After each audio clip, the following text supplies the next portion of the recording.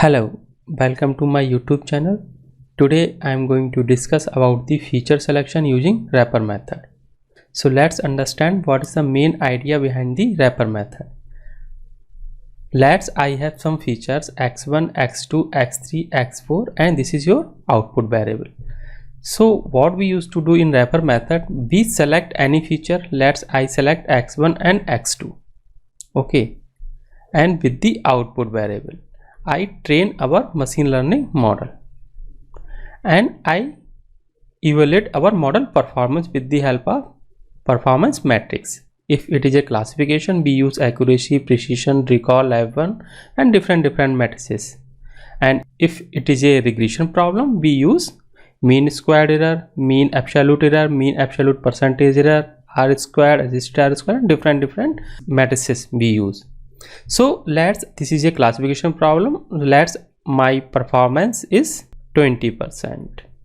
It means my accuracy is 20% of this model. Then again I select some variable. I select x1, x2 and x4, and with the y variable again I train our machine learning model and I check the performance. Now I got 30%. So this way I randomly select different features, right?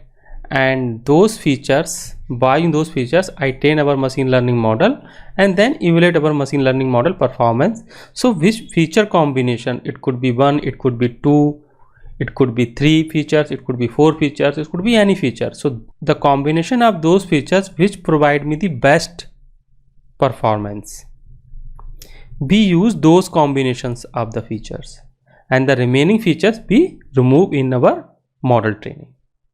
So that is the main idea behind the wrapper method.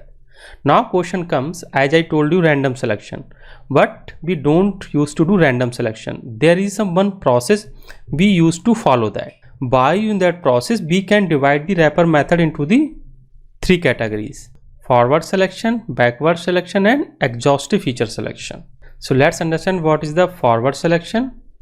In the forward selection, I have feature x1, x2, x3 and x4. Okay, these are the features I have. So what we used to do in the forward selection, we move this direction. It means 1 feature, then 2 feature, then 3 feature, then 4 feature. So in my first iteration I select any features. I select x1, then train our machine learning model and check the performance, then x2, then x3, then x4. I check the performance by using each variables and which variable will provide me the best performance. That feature I select in iteration 1. Let x2 provide me the performance 30%. So in my first iteration I select the x2. So in my second iteration, now I have to use the combination of the 2 features, but x2 I have already selected. So the second feature I will select from these features. It means I will not select x2 because this has already been selected. So I have to select the feature from x1, x3 and x4. So I will use combination of the 2 feature, then I will train our machine learning model and will check the performance. So which combination of the 2 variable will provide me the best performance out of these, right? So those features I will select in iteration 2. Let's x2 and x3 provide me the best performance during this iteration. That is a 40%. Then again I start third iteration. In third iteration I use x2 and x3 because both have already been selected in iteration 2, so those will be fixed. Now I have to use these two, x1 and x4. It means combination of the 3 variables. So the combination of the 3 variable, which combination will provide me the best performance, right? That combination of feature I will select. Let x2, x3 and x1 provide me the, we can say 45. Then in the next iteration, because x3 has already been selected, x3, x2 and x1. So now only one is pending, x4. So now I will check the performance. Let's my performance come 30%, right? So if you see here, which performance is best when I have the combination of these three features? It means x2, x3, x4. So these three combination I will use in my final training. It means I will remove x4 during the feature selection. We move from 1 to n direction, right? First we take 1, then we take 2 variable, then we take 3 variable, then we take 4 variable, then at last we take n variable. So let's check how we can perform the forward feature selection with the help of Python. So I'm gonna explain forward feature selection for both the problems, classification as well as regression problem. So if you see here, for that I'm gonna import these particular required libraries. Then I'm gonna use this particular loan data set, and this is the output of the loan data set. This is your output variable loan status, and remaining all are your input variable. Out of these all are your categorical variable. So we have to convert these variable into the numerical, and also if you see here, there are some null values. If you see here, right? So we have to remove the null values. So directly I'm gonna remove the null values. I'm not gonna do any feature engineering here for the null values. So just doing the feature encoding here. Now I'm gonna using the input and output variable.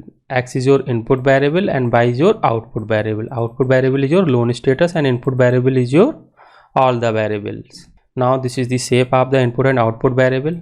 We have 11 column in the input variable. Now I am gonna import this particular required libraries. So for the forward feature selection, we use this particular MLXtend library that you can check by using this particular link. I have already installed this particular libraries, so just I am gonna import this particular libraries. In this library you will get the sequential feature selector method that we will use for the feature selection, and these all are your classification algorithm. Now here I am selecting all the columns in a variable that I will use later. This is the shape of the X and Y. Now this is the main part of this particular algorithm. If you see here, this is the sequential forward selector. So here we have to mention the estimator. So I am gonna use the logistic regression, and how many maximum iteration I am gonna use? 1000. And number of the features I'm gonna use best features, it will provide me. And if you see here, this is the main thing, this we use for the forward feature selection. That's why I mention it as a true. And verbose is for the logging, it means how many logs you want to generate. And scoring function for this classification problem, I'm gonna use accuracy. And cross validation I am using 0 because it will take lots of time. Now this, by using this I am creating the object. Now I am gonna use the fit method that will do the process inside the algorithm. If you see here, as I told you, this will perform the operation in a iteration wise. So all the iterations will be performed under the fit operation. So let's run it. If you see here, now it is running. I will what are these output. So for that, let me run this particular method. This is the model which I have created, right? SFS1. Then it has a one method subset. So it will provide me this particular output. So I will explain you, just give me one more minute. If you see here, this also one more method, get matrix. If you see here, return the matrix dictionary. If you see here, the format is in the form of dictionary, right? If you see here, right, this is the dictionary and these are the values. 9 feature index 9, then CV score is this, average score is this, what the feature I have selected in the first iteration, credit history, that I will tell you later, just wait one more minute. Then I'm gonna plot my all these iteration, I'm gonna plot it. this I have plotted. Then I'm gonna use the feature name and the corresponding index, because it is providing me the index, right? Which feature is selected during the iteration, for that it is providing me the index. Okay, so for that I'm gonna display the index and corresponding column. Then I'm gonna creating a data frame where I'm gonna use this particular get matrix, right? And this will have the two columns, feature IDs and average score. This is the main thing. Let me explain you by using this. So if you see here, we have some features like x1, x2 and x11 features, right? Total features we have x11. In the first iteration, because it will move in the forward direction, first it will select 1, then combination of 2, then combination of 3, like so on. So it selected the combination of the one variable, and the average score is got this, if you see here, right? Then it selected the second feature. How it selected? It selected 9, then all the features, combination of all the two features, then which combination will provide me the best performance, that it will select. So this combination provided the best performance, it means 81 score. Then again combination of the 3 variable, then combination of the 4 variable. So this way it will move in the forward direction, right? So which combination will provide me out of these, which combination will provide me the best score, that combination of the features I will select. Let me explain by a graph. So if you see here, this particular, it start from 1, then 2, then 3, then 4, then 5, 6, then 7. So combination of the 7 variable is providing me the best score. So I will select 7 features. It means at this point. So what all are these 7 features? These particular 7, right? 81, 25. So we have to check the features which belong to these index. So you can check, that's why I did this, right? To check the feature which belong to index. So this one is, you see here, 0, 1, 2, 4, 6, 7, 9, these particular, right? These features I will select. So this way you can perform the forward feature selection. This is very easy. This is very straightforward. You just have to understand this particular thing only. What are these particular parameters you have to enter here? Otherwise it is a very straightforward. So let me explain the forward feature selection for the regression problem. For that I am gonna use the Boston data set. Same thing, I am creating X, I am creating Y, then I am gonna use the linear regression algorithm here. Number of the features, I am gonna use 13, all the features.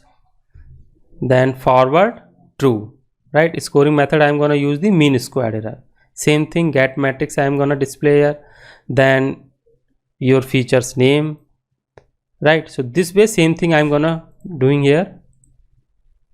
So this will provide me the output like this. If you see here, I am getting the best score when we have the 7 variable, I think, right? 7, or we can say 9 something. So this way we can select the features and remaining features we can remove like this, if you see here, right? So this way we can perform the forward feature selection for the classification as well as regression problem. So that's it from my side for today.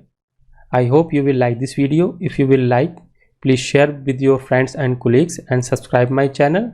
If you have any query and question, you can mention in the comment section. Also hit the like button. Thank you.